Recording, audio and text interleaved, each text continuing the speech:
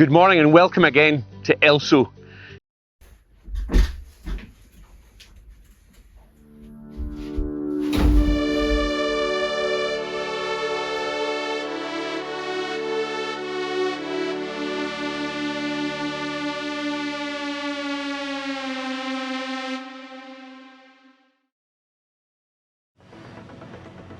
Welcome everyone again to this episode of the series. The zone is perhaps the most iconic part of TEC Zone Battle, so it is important to understand exactly how it works.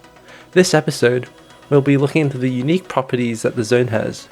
We'll be looking into how zone damage is calculated, and also the ways in which the zone ends.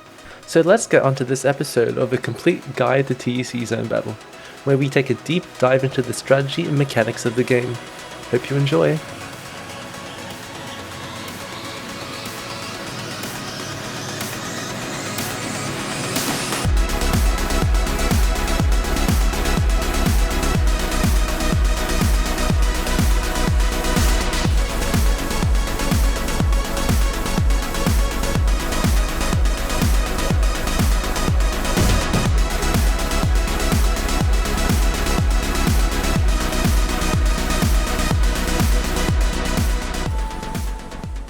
Let's start with some things that may seem obvious but still should be pointed out as they may have been overlooked.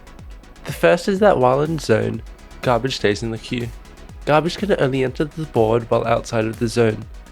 In a similar vein, garbage won't be sent until the zone finishes. These two are important to point out for essentially all strategy to do with zone. We will focus on this in a later episode. The amount of zone charge when the zone is activated affects two things. The first is fairly obvious and has to do with the amount of time you get in the zone. As we talked about last episode, zone time is also dependent on phases, so the two of them together will determine how much time you get in the zone. The second we will get into in a bit.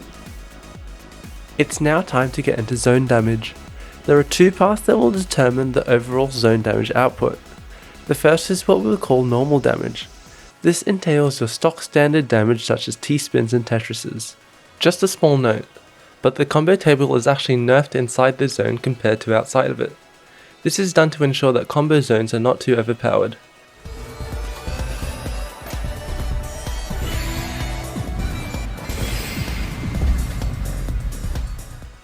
The second part is what we will call bonus damage. Bonus damage itself is made out of two parts. The first is dependent on the amount of lines cleared within the zone, and the second is the amount of zone charge that the zone was started with. Together, these two will determine the bonus damage outcome. This is the bonus damage table. As you can see, the two parts we just mentioned are factors to the overall bonus damage. There is absolutely no need to memorize these numbers, and there is a system to calculate these values which we will get into now. For each quarter zone charge, there is a multiplier on the bonus damage, with quarter zones reaping the lowest damage and full zones dealing the highest. The half zone has a multiplier of 1, so we will focus on that first. From 1 to 18 lines, there is simply one attack for each line. Pretty simple. At 19 and higher, you get an extra bonus on top of this one attack per line. For 19, it is 1, so the overall bonus damage is 20. At 20 lines, you get 4, so the total bonus damage is 24. And at 21 lines, you get 9, dealing 30 bonus damage. Despite it being possible to get 22 and 23, we won't get into them as they are extremely unlikely to get, but they are on the graph if you want to see.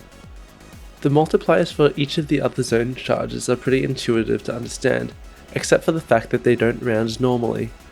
With an example it should make more sense. For a quarter zone, there is a 2/3 multiplier, and then if the outcome is not an integer, it is rounded up. A good example of this funky rounding is at 17 zone lines.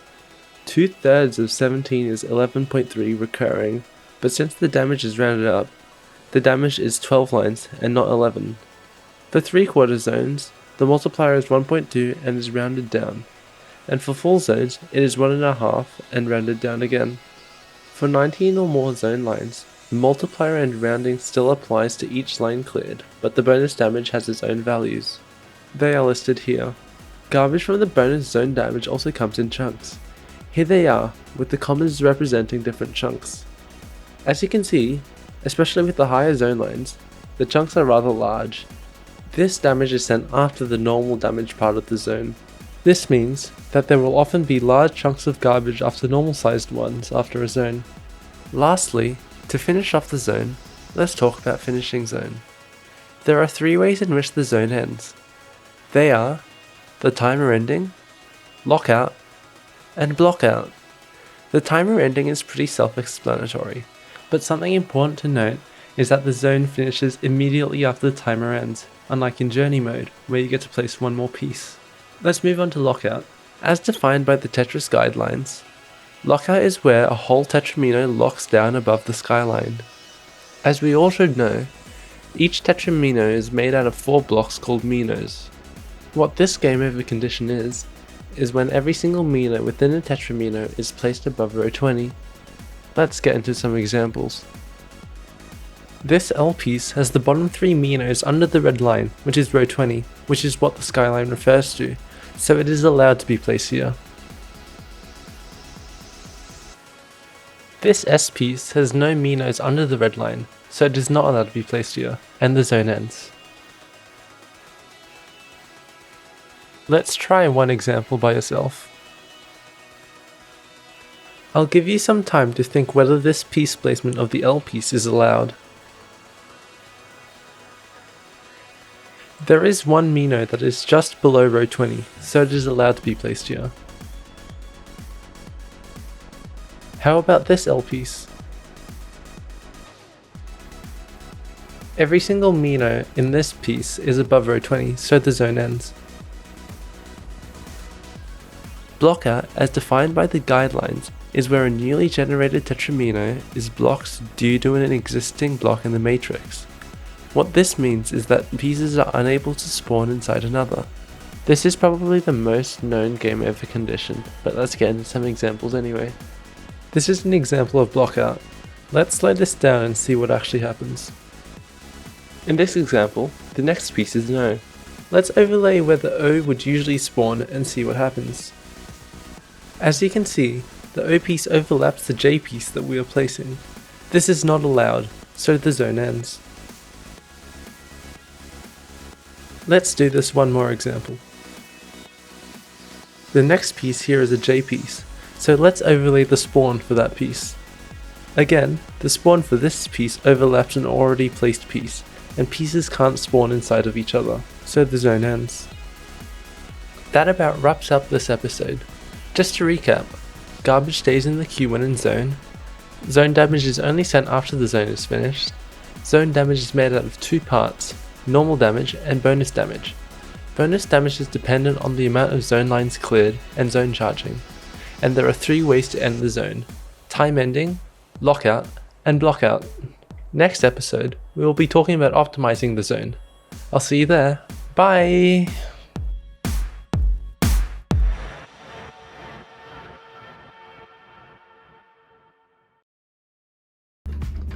Bit of a different behind the scenes today. So I've got COVID. I recorded a little bit of it while I was worse. I still have COVID now, but I don't really feel it as much. Just a little bit. But this is what it looks like if you're stuck in your room for like 2 or 3 days. Been chugging down lots of water, making sure you get those fluids in. Got lots of rubbish. Just keeping that in. Hopefully it doesn't stink up my room too much. Got some snackies there. That's fun. Watching a little movie, or a TV show actually. And yeah, I'm sure everyone's had gotten COVID at some point. You know, it's not fun, but it is what it is, isn't it? So yeah, I'll see you later. Bye!